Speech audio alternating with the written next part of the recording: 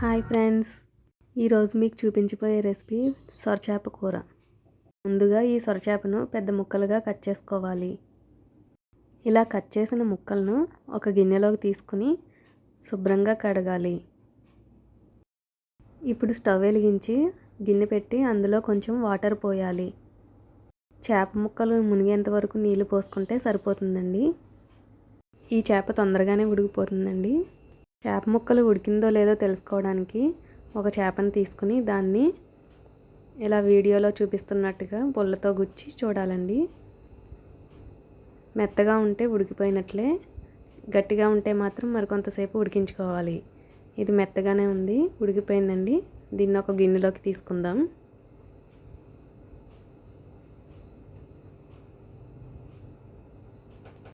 ఈ చేప ముక్కల పైన నల్లటి పొరలా ఉంటుందండి. దాన్ని అంతటినీ శుభ్రంగా కడగాలి.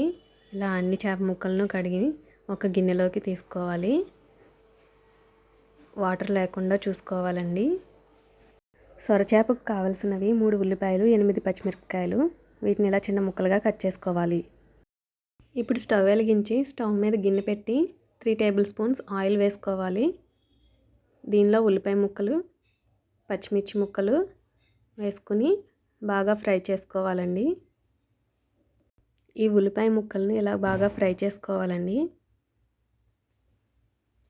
ఇవి వేగేంతలోపు మనం ఈ చేప ముక్కలలో 1/2 టీ స్పూన్ పసుపు, 5 టేబుల్ స్పూన్స్ కారం, దీనికి కారం ఎక్కువే పడుతుందండి, తగినంత సాల్ట్,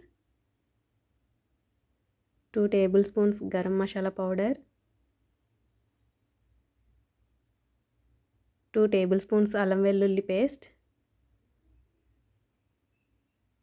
వేసి బాగా కలుపుకోవాలండి. ఈ చేప చాలా మెత్తగా ఉంటుందండి. వీటి బోన్స్ కూడా మెత్తగా ఉంటాయి, విరిగిపోతాయి. ఇలా బాగా కలుపుకొని ఒక పక్కన పెట్టుకోవాలి. దీన్ని ఉల్లిపాయలు ఫ్రై అయినాయి కదండి, దీనిలో వేసేద్దాం. దీనిలో వేసి బాగా కలపాలి. ఇలా లో ఫ్లేమ్లో పెట్టుకుని 20 నిమిషాల పాటు బాగా ఫ్రై చేసుకోవాలండి. ఇలా కలుపుతూనే ఉండాలండి, అడుగంటకుండా చూసుకోవాలి. ఈ కూర చపాతీలోకి, రైస్లోకి చాలా బాగుంటుందండి.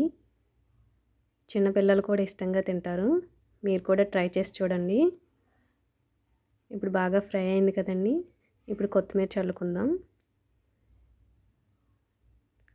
కొత్తిమీర వేసుకుని బాగా కలుపుకోవాలి.